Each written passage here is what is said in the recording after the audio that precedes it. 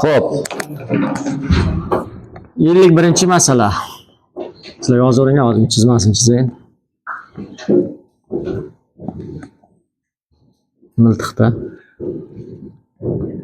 avtomobil ketdi bu. Miltiq qanday bo'laydi, shundaymi? Ha? Shunday, ishlab o'taman. Şey miltiq. O miltiq, ha. Ha. Ter otganmisizlar, ter?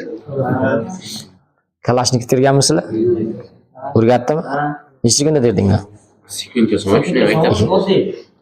Sekundga solma. Ajratish.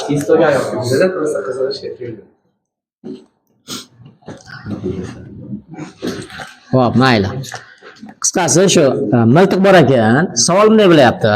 Miltiqda o'sha o'q mayda tursa, yonib, raketadek uchib, qanday harakat qiladi o'q chiqquncha? Tezlanuvchan harakat qiladi-da, to'g'ri, tez harakat qiladi. Ya'ni tezligi nima qiladi? Ortib boradi, Mana uchib chiqqandan keyin bu sekinlanuvchan uni, keyin bu havoni qarshi kuchiga uchrab sekinlashib ketadi, lekin to uchib chiqquncha tezlanuvchan harakat qiladi. Tushundinglar-a? Jism tezligi ortib boradi-da, o'sha o'q tezligi ortib boradi. Aytayapti, savol quyidagicha bo'lyapti. Agar deyapti, shu o'qni tezligi uchib o'qning miltiq stvoli o'rtasidagi tezligi uchib chiqishda tezligidan necha marta kichik? Ya'ni o'rtada, masalan, mana stvolda uzunligini S deb qarasak, shuni yarmidagi, ya'ni S taqsim 2 qismdagi tezligi V1 bo'lsa, uchib chiqishdagi tezligi V2 bo'lsa, shu V2 ni V1 ga nisbati necha bo'ladi? Ya'ni bu tezlik, bu uchib chiqishdagi tezligi o'rtasidagi tezligidan necha marta katta deyapti. Tushundinglarmi? Savol shu. Endi buni qanday ishlaymiz? Buni tekstizlanuvchan harakatda yo'l formulasi, mana 3-formuladan foydalanamiz. Ya'ni bizda formula bor. Tekstizlanuvchan harakatda bosib o'tilgan yo'l formulasi v² minus v0 kvadrat taqsim 2. Mana shu formulani ikkita qism uchun qo'llayman. Birinchi, yarmigacha keldi deylik o'q. Stvolda yarmigacha keldi. Shunda umumiy stvolda uzunligini S dedik-ku. Demak, yarmi S taqsim 2 mi? S taqsim 2 deyman. Mana shu formulani qo'yapman. Oxirgi tezligi V1 deb olaman. Boshlang'ich tezligi nima bo'ladi? O'qni boshlang'ich tezligi 0 bo'ladi. Joyidan xuddi raketada uchib ketadi-ku. Boshda tezlik berilmaydi, boshlang'ich tezligi o'zi yonib hosil bo'lib ketadi. Tezligi 0 da, boshlang'ich tezligi 0 deb qaradi. 0 ga teng. Bo'ldi, qo'yamiz qaranglar. V1 hozir mashigacha bo'lgan qism uchun ko'ryapmiz-da. V1 kvadratidan V0 kvadratini ayiramiz. Ya'ni qaniydir V1 bo'ldi tezligi deyman. V0 0 kvadrati. Yozmasam ham bo'ladi, tushuntirish uchun yozdim. Tezlanishi qaniydir A bo'lsin.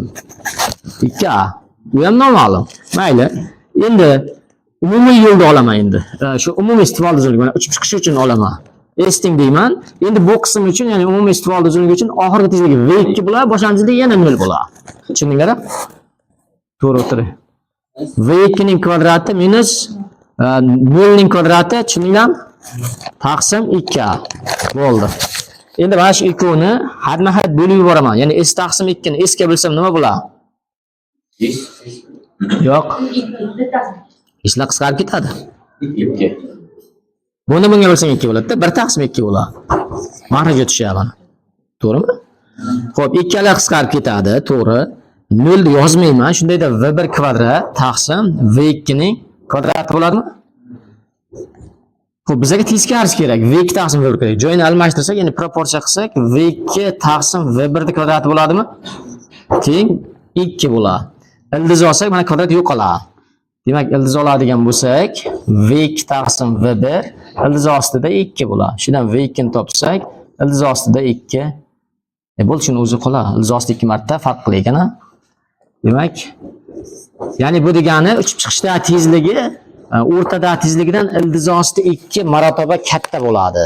Misol uchun uchib chiqishda tezligi 14 bo'lsa, bu yerda tezligi 10 ga yaqin bo'ladi. 10 shunday bo'ladi-da. Masalan, bu yerda tezligi 10 bo'lsa, bu yerda ildiz osti 2 marta ko'p, ya'ni 1.41 marta, ya'ni ildiz osti 2 marta ko'p bo'ladi, deyapti-da.